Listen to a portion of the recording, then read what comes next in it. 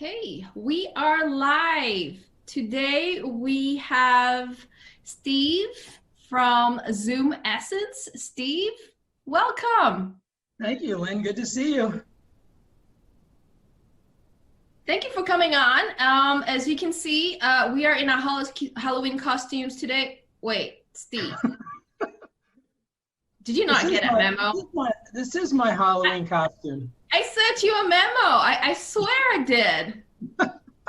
I'm nowhere as creative as you. So Lynn, what are you dressed up as today? Today, I am the evil fairy godmother with horns. Very nice.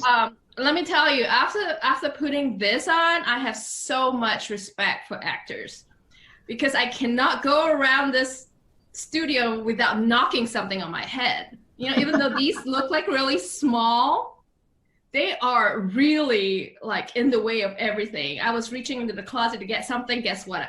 I got stuck in there. So tons of respect for people like Angelina Jolie that has this on all day on set. Are they heavy? I can't keep it on straight for like 5 minutes. They look like they're heavy. Are they heavy? Yeah, they're actually pretty heavy. But, you know, this year, since, you know, Halloween's canceled, you know, Halloween's seriously canceled for my kids. And they're all like upset, you know, so what better to go out and get something to entertain them. Yeah, we're gonna do, with our 12-year-old, we're going to maybe do something around the house to try to create different places to find candy, at least hunt for it. But I'm with you. It's not a great year for the little ones to be going out and trick-or-treating. Yeah. We need to be creative as parents. We just need to like scare the heck out of them at midnight with this costume. There you go. That'll work. So Steve, so excited about you being on. ZoomEssence has really innovated in the flavor space. Before we go into ZoomEssence, tell us a little bit more about yourself. What did you do before being the president of ZoomEssence? How did I get here, right? How did I end up in northern Kentucky where our headquarters is? Well, my background is I'm from the East Coast. I'm from New Jersey originally, born and raised there, and went to undergrad and graduate school in New Jersey and New York, and then started out on Wall Street working in finance and investment banking for a little while, and started my own private equity fund where I met Zoom's CEO. And that was probably 15 years ago now. Now I'm starting to date myself. I know I look 28 on Facebook Live, but you know, a little older than that.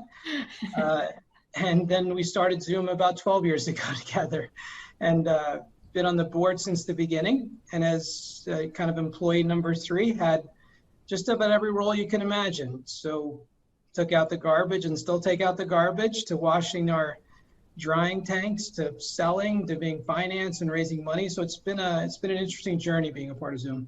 You know, I always love the founding story, right? I mean, the founding story always amazes me on how each and every founder managed to get their company off the ground, because it's not an easy thing. So you co-founded this with a couple of other guys, is that right? Yeah, the 2 main founders are Bob Corbett and Chuck Beats. So it was funny because Bob was working for me at the time where he came up with the idea for Zoom. So we were in the private equity business looking for flavor companies to buy. And at the time, you know, Bob had run the largest flavor company in the world. And our idea was simple. Let's buy a couple flavor companies, have Bob run them, and then see what we can do with them later. And during that journey, he met a physicist by the name of Dr. Charles Beats, so we call him Chuck, who's in the Purdue Hall of Fame for physics. And he came across Chuck, who was working on this spray painting technology. And the story goes that Chuck was telling Bob about, you know, this atomization technique, and the problem was the paint was drying before it hit the wall, so the blue paint would end up on Chuck's shoes, so he looked like a little bit of a Smurf. And Bob said, well, if you can atomize a paint emulsion, can you atomize a flavor emulsion? And, you know, since a lot of the flavors globally are sprayed in old spray drying technology, and Chuck's idea was to do that at room temperature, that was the spark. And so that spark got lit in 2008 when we started the company. That's amazing. So you have the innovator, the organizer, and the financer together. That's like the perfect thing to have to fund any company. What was the biggest hurdle in terms of getting this particular technology to market? Geez, well, in the early days, it was raising money and actually building a technology. So that's at its base level, a lot of great technologies die on the bench where you can't scale them to make them commercially reproducible. Right. Mm-hmm. So, in the early days, it was us just trying to find a way to reproduce a process that we could use, millions of times over. And in that same vein, another hard part was, since the flavor business never attracted much outside investment, and manufacturing is not the hottest place to invest, particularly food manufacturing, finding investors to fund the platform was challenging. And we got some great support from the National Science Foundation and the Department of Energy, and a lot of individual investors who supported us along the way multiple times as we started to scale. So to me, because I am somewhat close to the science of things, I know how flavors are made. I know how amazing your technology is. But to the everyday, artisanal baker, they don't understand, flavors is flavors to them. So can you really summarize your technology and how this compares, why is this superior, and how it compares to a regular, what's the difference between your natural flavors versus somebody else's natural flavors? Sure, and it's really the elements of the technology that allow people to innovate and create new things. So when you think of the flavor business, it's typically a combination of materials that drive taste and aroma. And the name of the game is to get as much of that into the consumer product as you can possibly get in. So there's two main ways to deliver that. One delivery system is a liquid flavor, where you have to take an orange oil or something that's oil soluble and make it water soluble so it can be used in different applications. Or you can take that ingredient and dry it and turn it into a powder. Both methods have fundamental scientific disadvantages. When you try to make a liquid flavor, you have to use solvent systems, and those solvents typically will evaporate aroma. And that's scientifically proven that liquid flavors degrade over time, and it's not the best form to deliver a flavor in. So then people start to gravitate to encapsulated flavors. Well, everybody knows, and the bakers know it too, when you put something into an oven, and spray dryers are a 400-degree oven, you evaporate aroma and taste. So you kind of compromise on both ends.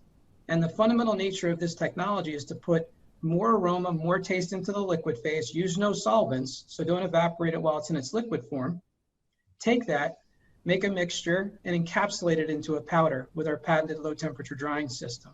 So it really is a new delivery system for flavors that any way you slice it from a scientific standpoint, it's one of the few things you can prove in the flavor business, that we can deliver more active and more taste than anybody else. And what that means to bakers is that when you do bake it, if we can put more in, that means more can stay in after you're done baking. Yeah, and you actually use less, because I've used your flavors before and it's completely potent. That's the goal. That's the goal. And I think we need to tell people out there, that's the first thing we need to get used to, is bakers are so used to getting, for example, probably about 1% flour weight flavor, dry vanilla flavor to, so 1% dry flour weight on most flavors. For your product, it's almost like 0.25, like 4 times less. So the intensity is so much higher for your product. Why do you think so? Is it because of your process, or because, why don't you dilute it further? Well, we do that on purpose, because ultimately you want to drive more taste and be cost effective to the customer and to the end user. So by making it stronger, we can manufacture less and deliver a more cost effective solution, because there's no reason for us to make a more dilute flavor. The reason why people do it with the other liquid and the powder forms is that they evaporate more of the solvent, they evaporate more of the aroma, which costs them more money. So for us, we put all the money that we can into the liquid form, make it super concentrated, protect it with starch so it can last a long time, and deliver that use rate change to to our customers. So if you need to have a different use rate, simple. You just raise your hand and say, hey, Zoom folks, make my flavor less strong so that I can use it more effectively. But we've kind of settled on trying to make it stronger so we can be more cost effective. Wow. So why use the name ZoomEssence? Well, our CEO at the time was working with a brilliant marketing person, and everybody in the flavor business is like blah blah blah flavors and fragrances, or blah blah blah flavors. And I think they came up with the word Zoom as more like an action verb. And now our customers ask us when they challenge us with different applications, can you Zoom this? Oh, nice. And in terms of the essence part, the essence is the aroma. And since 80% of taste is aroma, that's where we really shine. So you should always, with a Zoom product, be able to deliver an aromatic experience that you can't get anywhere else, particularly in the bakery category. So Chuck actually created this zooming process, correct? Yes. Right. And so it's a patented process for your company. Yes. Okay, that's so interesting. What other applications other than baking have you guys explored? We started the business in the area where we thought we can get to market the fastest, and that was in the sports nutrition marketplace, so call it instant beverage. We've segued into bakery, into ready-to-drink beverage. And so if you look at the aroma and taste delivery as a platform and flavor as a delivery system overall, there's really no application that this technology cannot go into. One of the more interesting things we found is in frying applications. So we've done a white paper and did some research on if you take any type of essential oil, black pepper in this case, and you bake it and fry it, and if you use the old technology versus the new, what type of sensory and performance difference do you get? So whether you put that in a coating or a batter or a breader or a fryer, if you twice cook it or twice bake it or twice fry it, can you survive? Can you deliver something extremely unique? So we've seen that type of movement in the last 12 months. We've also done some research on high protein bars. So we've looked at challenges in the marketplace where you've probably had them, Lynn. They taste like cardboard a lot, right?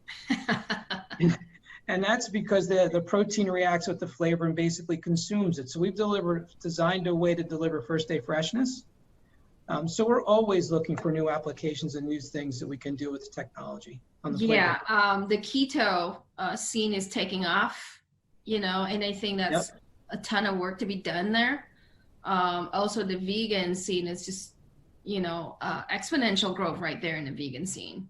So these are two things to really look forward, for your company to focus on these kinds of products to get your word out there. Absolutely. Yeah. This whole pandemic issue with COVID has affected a lot of companies.